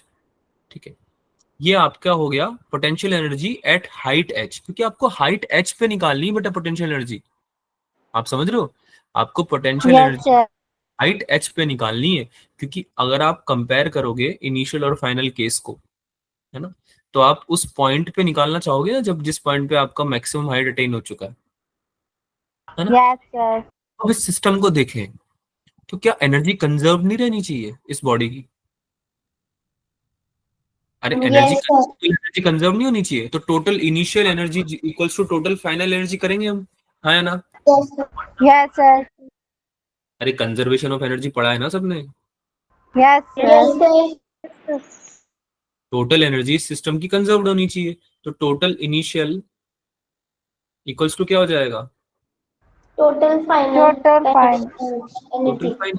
अब मुझे जल्दी से बताते जाओ कि भाई क्या क्या लिखा था हमने। टोटल इनिशियल कितनी हो जाएगी? Half mv square Half mv square Half mv plus square. minus gm m upon r. Equals to 0 plus Zero minus plus. gm m upon r plus h. ठीक है, प्लस जीरो। इसको तो plus zero लिखने का तो कोई मतलब है नहीं, एक ही बात है वो तो, है ना। अब बताओ, इसको सॉल्व कर सकते हैं। v की जगह क्या रख देंगे हम? Under root 2 root gm upon 2r. Under root G M upon two r, है ना। तो वी स्क्वायर कितना हो जाएगा? G M upon two r. इसकी जगह ये पुट Yes, करो, sir. आपका आंसर आ जाएगा। ये कुछ इक्वेशन ऐसे बनेगी, इक्वेशन बता देता हूँ क्या बनेगी। सॉल्व तो कर लोगे ना तुम इसको। ये इक्वेशन Yes, कुछ sir. -3 into G M m upon 4r, ये वाला बनेगा आपका -3 into G capital M into small m upon 4r equals to, इधर राइट साइड में तो क्या था आपका, ये minus G M m upon r plus h, Yes, sir. R plus h. तो बेटा ये ध्यान से देखो, ये कट रहा है क्या पूरा? G into capital M into small M cut रहा है क्या दोनों तरफ? Yes, sir. Yes, sir. पूरा कट रहा है ना ये वाला, तो ये क्या बन हाँ जाएगा? जी sir. इसको हम ऐसे लिखते हैं थोड़ा, यहाँ से हम यहाँ गए हैं और फिर यहाँ से यहाँ आए, क्या बनेगा ये? अच्छा, माइनस से माइनस भी कट जाएगा, है Yes, ना। sir. क्या बनेगा ये? 3/4r, 3 इसको रब कर देता हूँ मैं, थोड़ा अजीब सा लग रहा है ये दिखने में।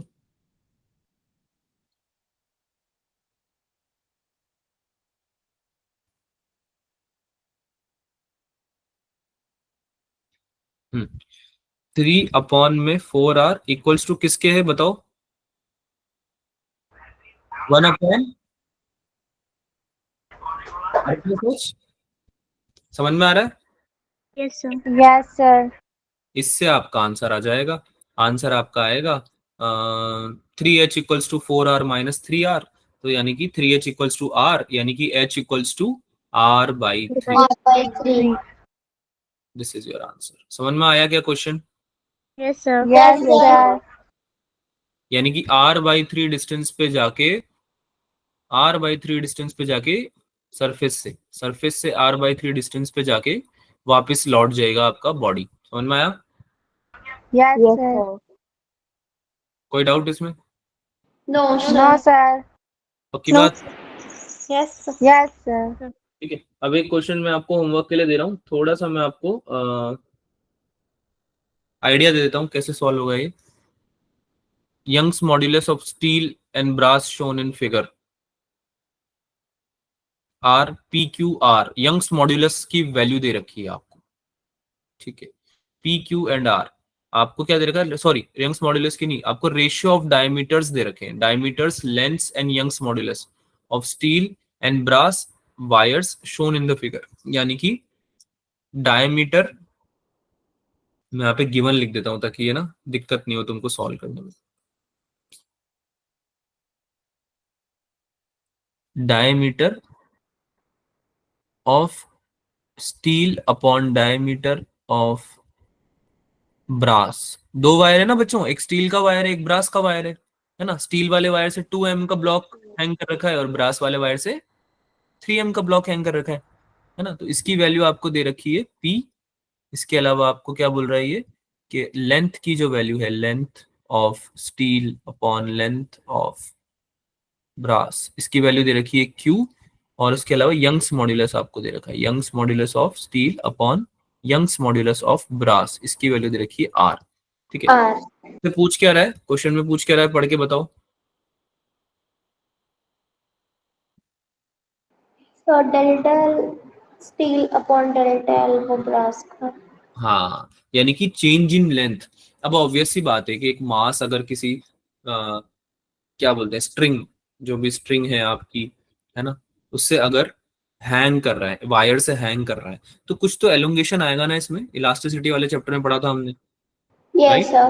Yes, sir. यंग्स मॉड्यूलस का फॉर्मूला क्या होता है, यंग्स मॉड्यूलस क्या होता है, F into L upon A into delta L, Delta L. है ना। डेल्टा एल क्या होता है इसमें, Change in elongation, length. Change in length, जो आपको ये पूछ रहा है, इंक्रीज इन लेंथ, यही तो पूछ रहा है, Yes, sir. Yes, sir. Increase in length. हो जाएगा क्या क्वेश्चन ये। Yes, Yes, sir. sir. Yes, sir. Force की वैल्यू निकालनी बस, दोनों के केस में अलग में। स्टील के केस में तो फोर्स की वैल्यू कितनी आ जाएगी, 2 mg के बराबर आ जाएगी, Yes, sir. है ना। Yes, sir. और उसके केस में कितनी आ जाएगी, 5 mg के बराबर, किसके केस में, सॉरी, ब्रास और स्टील, हाँ दो है ना इसमें, तो स्टील के Yes, केस में, sir. ब्रास के केस में कितनी आ जाएगी, 3 mg। Yes, sir. ब्रास के केस में कितनी आ जाएगी, 3 mg। अरे ब्रास वाला जो वायर है वो केवल 3 mg के ब्लॉक को होल्ड कर रहा है ना बच्चा, Yes, ब्रास, sir. है ना। लेकिन स्टील वाला वायर किसको कर रहा है, 2 mg को भी कर रहा है, दोनों को दोनों को और कर रहा है, 3 2 mg को भी कर रहा है और 3 mg को भी कर रहा है। ठीक है, Yes, sir. तो जो ब्रास वाला वायर है वो कितना फोर्स होल्ड कर रहा है, 5 mg, 5 M. और ये आपका कर रहा है, सॉरी स्टील वाला, गलत बोल दिया मैंने, स्टील वाला जो वायर है वो आपका 5 mg कर रहा है, और ब्रास वाला कितना कर रहा है, केवल 3 3 mg। M. 3 mg. तो ये आप यूज कर सकते हो, दोनों में कंपेयर कर सकते हो, दोनों की यंग्स मॉड्यूलस अब Yes, हो sir. जाएगा, Yes, सॉल्व हो sir. जाएगा।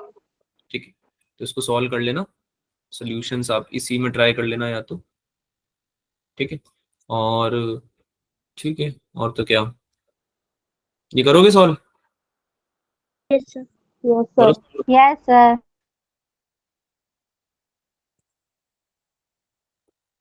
कर लो इसको, सॉल्व कर लो, इजी क्वेश्चन है तो।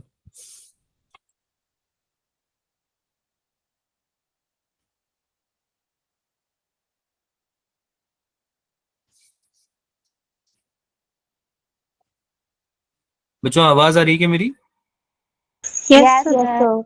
am I visible also? Yes, sir. Yes, sir. Okay okay cool, करो करो सॉल्व करो।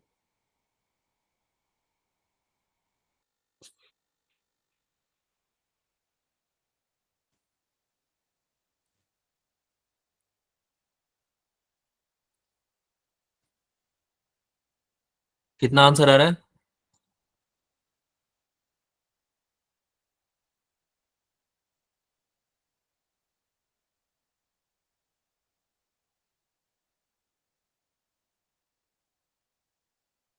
अरे ये तो इजी क्वेश्चन है बहुत, डोंट टेल मी तुम ये वाला क्वेश्चन भी नहीं कर पा रहे हो। ऐसे मत बोलना कि सर ये वाला पता ही नहीं कैसे करते हैं सॉल्व, ऐसे क्वेश्चन बहुत ज्यादा प्रैक्टिस करें बच्चों। सर इसमें तो मतलब अगर खोलें तो व्हीटस्टोन ब्रिज भी बन रहा है ना, तो वैसे और तो क्या तरीका है, star delta connection. Star delta connection, बेटा दिख रहा है वो डेल्टा, जैसे इसका मतलब ये नहीं कि तुम स्मार्ट स्टार डेल्टा लगा दोगे। मैंने क्या बताया था तरीका, अमन, क्या तरीका बताया था मैंने इन क्वेश्चंस को सॉल्व करने का। सबसे पहले देखो कि कहीं सीरीज या पैरेलल तो नहीं है ना। हाँ ये सबसे पहले सीरीज, सबसे पहले सीरीज देखो, फिर पैरेलल देखो। अगर सीरीज दिख रहा है तो सीरीज सबसे इजी होता है ना सॉल्व करना, 2+2=4। यस अरे सर। सबसे इजी है। फिर पैरेलल पे यस चले जाओ, अगर सीरीज नहीं दिख रहा तो पहले पैरेलल देख लो, है ना। अगर पैरेलल भी नहीं दिख रहा तो फिर क्या करोगे, तो व्हीटस्टोन फिर ब्रिज, ब्रिज है ना, व्हीटस्टोन ब्रिज पे गए। अगर ये भी नहीं दिखा तो इसके बाद star delta connection. Star delta connection. ठीक है, तो ये चीज भूलना मत, ये तरीका मैंने शायद पहले भी बताया हुआ है कि ऐसे ऑपरेट करते हैं इन क्वेश्चंस में, Yes, sir. है ना। तो इसमें देखो सीरीज दिख रहा है क्या, डायरेक्ट नहीं दिख रहा है। पैरेलल दिख रहा है क्या, पैरेलल भी नहीं दिख रहा है ना। पैरेलल में भी देखो दिक्कत आएगी ना देखने में, किसको किसको बोलोगे पैरेलल तुम, राइट। तो तुम क्या करोगे, इस ए पॉइंट को उठाओगे, इस ए पॉइंट को उठाओगे और इसको पीछे ले जाओगे, और जब इसको पीछे ले जाओगे तो कैसा दिखेगा, ए पॉइंट ये रहा, पीछे ले गए, इससे हमने ऐसे कुछ ड्रॉ कर रखा है ना। Yes, sir. sir.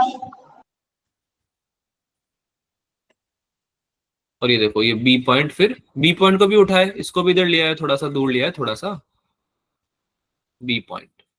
ठीक है, अब ए पॉइंट से देखो कौन कौन से निकल रहे थे रजिस्टर, 2 ओम के निकल रहे थे, 2 ओम का एक, फिर 2 ओम का एक, Yes, है sir. ना। Yes, sir. अगर इस पॉइंट को मैं पी और क्यू बोल दूं, तो पी और क्यू के बीच में कितना रजिस्टर था, 2 ओम का रजिस्टर था एक, Yes, sir. Yes, sir. है ना। और फिर पी भी और क्यू भी दोनों बी से कनेक्टेड थे विद 2 ओम रजिस्टर। सही बनाया एकदम। Yes, sir. एक तरीका और बताया था आपको ये रेजिस्टेंस वाले क्वेश्चन को सॉल्व करने का, कि हर पॉइंट को, हर नोड को एक पॉइंट डिक्लेयर कर दो। जैसे मैंने यहाँ पे पी और क्यू बनाया ना, है ना, वैसे तुम भी क्या कर सकते हो, हर पॉइंट को एक पॉइंट डिक्लेयर कर दो, उससे इजी होता है समझने में, है ना, इंटरप्रेट करने में इजी होता है। अब तो देखो व्हीटस्टोन ब्रिज दिख रहा है, ये A upon B equals to Yes, C upon two, है ना। तो Yes, sir. तो ये 2 ओम वाला रेजिस्टर गायब कर दें, इसको गायब कर देते हैं ना, गैल्वेनोमीटर आर्म, Yes, sir. है ना। yes, sir. जाएगा ये, ऊपर बचा 2 ओम, सीरीज में आ गया 2 ओम के साथ में, और नीचे भी 2 ओम वाला किसके आ गया सीरीज में, 2 ओम के साथ में, है ना। 2 2 2 2, तो कितना हो जाएगा, ऊपर 4 हो जाएगा क्या, Yes, sir. Yes, sir. और नीचे भी कितना हो जाएगा, 4. 4। 4. दोनों किस में है अब, Parallel. Parallel. Parallel में. 1/4 प्लस 1/4 कितना आया, 1/2, Yes, sir. Yes, sir. 1 R equivalent, तो आर इक्वलेंट कितना आ गया। 2 2 ohm. ohm. 2. अब देखो पता है तुम क्या गलती करोगे, ये 1/r इक्वलेंट निकलना भूल जाओगे, और ऑप्शन में अगर 1/2 होगा तो तुम इसे टिक करके आंसर आगे बढ़ जाओगे, ऐसा भी हो सकता है, सिली मिस्टेक बोलते हैं इसको। भूलना मत परिए कि 1/r इक्वलेंट होता है ये पैरेलल में, तो इसको रेसिप्रोकल करके आंसर लिखना, क्या आ जाएगा इसका, 2 ओम आंसर। कोई डाउट इसमें। No, No, sir. sir. अब ये ऐसे क्वेश्चन तो भाई गलत कर दिए ना अगर तुमने, तो बहुत ही ज्यादा गुस्सा आ जाएगा मुझे। चलो एक काम करो, ज्यादा टाइम बचा नहीं है अब, तो एक काम करते हैं, इसको होमवर्क ही ले लेते हैं कुछ क्वेश्चंस को। हिंट देने की जरूरत है क्या मुझे, जैसे कि इसमें मैग्नेटिक फ्लक्स बता रखा है आपको, close circuit of resistance 20 ohm with time, the magnitude of the induce current. Induce current कैसे निकालते हैं भाई, लेंज लो याद है सबको, So, Yes, sir. yes, sir. Equals to क्या होता है, minus d∅/dt। Yes, Yes, sir. sir. निकाल लोगे इससे। Yes, sir. Yes, sir. से इस क्वेश्चन में क्या बोल रहा है, ये 4 अरेंजमेंट दे रखे हैं अलग अलग, आपको बोल रहा है कि भाई if the same current enters at point A in all the circuits and resistance of each resistor R, यानी कि सारे रजिस्टर आर आर आर हैं, है ना, सब इसमें देखो ये आर आर आर, ये मूवी का नाम लग रहा है मुझे, आर आर आर, सब में है ना, सेम रजिस्टर है। Yes, sir. ठीक है, तो तुमको क्या निकालना है भाई, कि भाई अरेंज कर दो कि कैसे पावर डिसिपेट होगी। तो पावर का फॉर्मूला सबको पता है क्या होता है, I²R, I square R. I है square ना। R. तो इसमें आर क्या होगा भाई, इक्विवेलेंट हो जाएगा, आर इक्विवेलेंट निकालना है तीनों का, चारों का, और फिर कंपेयर कर लेना, हो जाएगा कंपेयर, इजी है सारे। Yes, sir. जिसमें पावर मतलब R इक्विवेलेंट ज्यादा होगा उसमें पावर डिसिपेट भी ज्यादा होगी ना। जिसमें R equivalent, power directly proportional होता है Yes, आर, sir. बस तो यहीं पे आपका आंसर छुपा हुआ है। ठीक है sir. फिर ये एक यंग्स डबल स्लिट एक्सपेरिमेंट का एक क्वेश्चन है, इसको भी होमवर्क दे रहा हूँ, इसको करके ये सॉल्व करके जाना टेस्ट देने, ऐसे नहीं चले जाते हैं। ठीक है, क्वेश्चन अगर बता रहा हूँ तो फिर ऐसा नहीं कि बिना सॉल्व करे चले गए हो आप। ठीक है, तो इसमें जैसे आपको स्लिट्स दे रखी हैं ऐसे करके, और आपको क्या बोल रहा है कि भाई इनके बीच का कुछ सेपरेशन है, जैसे कि इनके बीच का सेपरेशन आप ले लो, कुछ 3D सेपरेशन ले लो इनके बीच का। ठीक है, ये थोड़ा इनकम्प्लीट क्वेश्चन है क्योंकि मैंने इसमें डायग्राम नहीं बना रखा, मैं अभी बना के दे देता हूँ डायग्राम। ठीक है, इनके बीच का डिस्टेंस तो D लेते हैं ना बच्चों हम, है ना। तो मैंने Yes, आपको sir. कैपिटल D की वैल्यू कितनी दे रखी है, यहाँ पे 3D के बराबर दे रखी है। ठीक है, तो ये आपको क्या बोल रहा है भाई, कि ये एक तो हो जाएगा S1P, ये S1 है, ये S2 है, ठीक है, और ये P पॉइंट है। तो ये क्या बोल रहा है कि भाई what should be the slit separation D in terms of wavelength, D का वैल्यू पूछ रहा है इन टर्म्स ऑफ लैम्डा। ठीक है, such that first minima occurs directly in front of slit 1, यानी कि S1 के बिल्कुल सामने आ जाएगी, जैसे मैंने डायग्राम में बना रखा है ना, एकदम सामने, यानी कि इसका पाथ कितना है, 3D। अरे कितना पाथ है इसका? S1P का वैल्यू कितना है? 3D. S1P का वैल्यू 3D. 3D है ना। और तुमको क्या बोल रहा है ये? Such that the first minima occurs directly in front of slit one. First minima कब होता है भाई? जब पाथ डिफरेंस कितना हो जाए? Lambda by 2। अरे लैम्डा के मल्टीपल होते हैं ना मिनिमा में, आईडीएस से याद आ रहा है Yes, थोड़ा। sir. लैम्डा बाई 2 के मल्टीपल होते हैं ना, Yes, sir. 2n-1 lambda by 2। और उसमें क्या होता था? कंस्ट्रक्टिव इंटरफेरेंस मैक्सिमा में क्या होता था? किसका मल्टीपल होता था पाथ डिफरेंस? बेटा सो गए हो क्या? नींद आ गई है? No, sir. तो बताओ, आंसर बताओ। अरे मैक्सिमा के लिए क्या होता था? एन लैम्डा होता था ना, एन लैम्डा का मल्टीपल होता था ना बेटा। Yes, sir. Yes, sir. तो अभी पढ़ा है वेव ऑप्टिक्स, अभी भूल गए। रिवाइज करके जाना ये, फिर बोलोगे मार्क्स नहीं आते सर। लैम्डा का मल्टीपल होता है किसमें? मैक्सिमा में। और मिनिमा में किसका होता है? लैम्डा बाई 2 का। ठीक है, मिनिमा मतलब लैम्डा बाई 2। ठीक है, तो डेल्टा एक्स आपका लैम्डा बाई 2 आना चाहिए, यानी कि S2P माइनस S1P। S2P निकाल लोगे, ज्योमेट्री से निकालोगे, Yes, sir. है ना। ये S2P है, ये वाला डिस्टेंस X2P है। ठीक है, S2P माइनस S1P, यही तो होता है पाथ डिफरेंस। ये लैम्डा बाई बराबर आता है। ठीक है, आ जाएगा डी की वैल्यू लैम्डा के टर्म्स में, हो जाएगा सॉल्व। Yes, sir. ठीक है, सॉल्व कर लेना इसको। एक ये भी क्वेश्चन करके जाना पेपर से पहले, सारे क्वेश्चन सॉल्व होने चाहिए। टर्मिनल वेलोसिटी का फॉर्मूला जो है वो पढ़ के जाना। अरे बात समझ में आ रही है? Yes, sir. तुम सुनते भी हो मेरी बात, ये ऐसे बस यस सर बोलते रहते हो तुम? नहीं, सच सुन रही हूँ. थोड़ी बहुत सुनते हो? पूरा। पूरी बहुत? No, sir. टर्मिनल वेलोसिटी का फॉर्मूला पता है किसी को? किसी फ्लूइड में अगर कोई ऑब्जेक्ट फॉल कर रहा है तो टर्मिनल वेलोसिटी से अगर फॉल करता है, उसको फॉर्मूला पता है? नहीं पता? मैं लिख देता हूँ। टर्मिनल वेलोसिटी का फॉर्मूला होता है 2/9 रो। रो का मतलब पता है क्या होता है? Density. हाँ, डेंसिटी। ठीक है, नहीं नहीं, रो माइनस सिग्मा आएगा, मतलब रो नहीं आएगा, केवल इसके साथ सिग्मा भी आएगा। सिग्मा मल्टीप्लाई में आर स्क्वायर। अब ये जो आर स्क्वायर है ना, ये इस क्वेश्चन में हेल्प करेगा सॉल्व करने के लिए। मल्टीप्लाई में जी अपॉन में मतलब डिवीजन में आएगा ईटा। ठीक है, इसकी वैल्यू मतलब बता देता हूँ सबका मैं। आर का मतलब है radius of the drop. R क्या है बच्चों? जो ड्रॉप है ना यहाँ पे, जैसे कि जिस भी ऑब्जेक्ट की हम बात कर रहे हैं, तो अगर वो सर्कुलर है तो उसका कुछ रेडियस होगा, है ना। Yes, sir. Yes, तो sir. आर क्या हो जाता है? Radius of the drop. Rho क्या हो जाएगा बच्चों? Density. Density of Density. Density of liquid. liquid. Density of liquid. ठीक है, इसके अलावा सिग्मा। सिग्मा पता है किसी को क्या होता है? Density होती है. डेंसिटी, हाँ। तो डेंसिटी आपको लेनी है रो, मतलब रो एक तो हो गया डेंसिटी ऑफ लिक्विड, एक हो गया डेंसिटी ऑफ फ्लूइड। ठीक है, लिक्विड और फ्लूइड दोनों अलग अलग होता है ना। फ्लूइड जो है वो लिक्विड का पार्ट होता है बेसिकली। ठीक है, तो अगर दोनों अलग अलग हैं, दोनों क्वेश्चन में इन्वॉल्व है, तो आप फिर इसमें सिग्मा रो माइनस सिग्मा निकाल सकते हो। ठीक है, ईटा क्या होगा?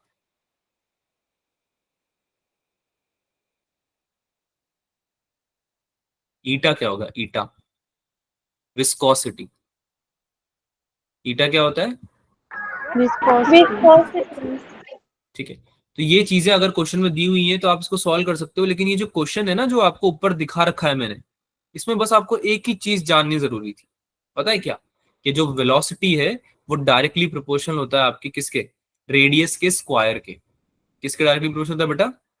Radius रेडियस के square. स्क्वायर। ठीक है, बस इतनी इंफॉर्मेशन काफी है इसको सॉल्व करने के लिए। तो आज हमने ईएम वेव्स पढ़ा, इसको कंटिन्यू करेंगे आगे, नेक्स्ट क्लास में कंटिन्यू करेंगे इसको। ठीक है, टेस्ट के में अच्छे से प्रिपेयर करके जाना। ग्रेविटेशन चैप्टर का नाम बता रहा हूँ जो टेस्ट देने जा रहे हैं कल। कौन कौन से रिवाइज करने हैं, ठीक है। Fluid and surface tension,